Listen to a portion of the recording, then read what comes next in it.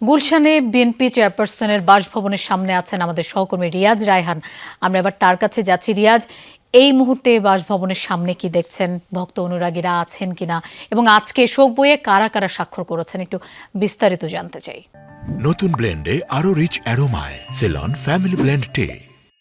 আমরা আছি এখন 196 নম্বর বাড়ির সামনে গুলশানে ভিনেও, যেটি তারেক রহমান বিএনপির ভারপ্রাপ্ত চেয়ারম্যান তারেক রহমানের বাসভবন।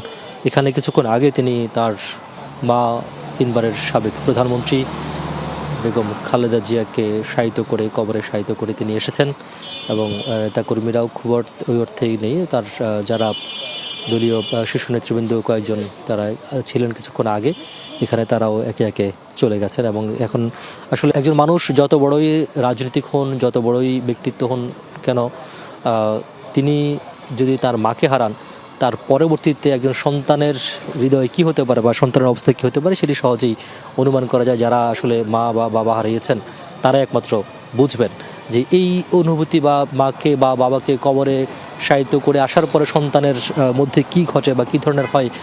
কোটি মানুষের ভালোবাসায়, শ্রদ্ধায় সিক্ত হয়ে যেই নেত্রী বিদায় নিলেন, তিনি সবার নেত্রী ছিলেন, সবার জনপ্রিয় নেত্রী ছিলেন, আপসহীন নেত্রী ছিলেন। কিন্তু তারেক রহমানের কাছে তিনি সবার ঊর্ধ্বে, তিনি মা ছিলেন।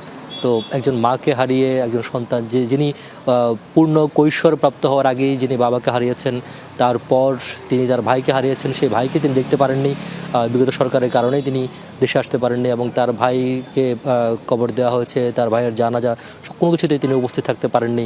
পাশাপাশি এই যে বাড়িটি রয়েছে 196 নম্বর বাড়ি, 196 নম্বর বাড়িতে জীবদ্দশাও খালেদা জিয়া আসতে পারেননি এবং আজকে তিনি সকালে এসেছেন যখন তিনি নিথর স্তব্ধ, তখন তিনি এসেছেন তার বড় ছেলের বাড়িতে তিনি এসেছেন শেষবারের মতো।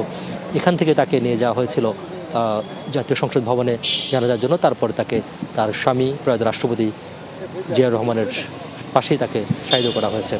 এখন আসলে তারেক রহমান ভিতরে আছেন এবং নেতাকর্মীদের আসলে ভিড়ি তেমন নেই বললে চলে। লোপা। রিয়াজ, আপনাকে ধন্যবাদ আমাদের সাথে যোগ দেওয়ার জন্য।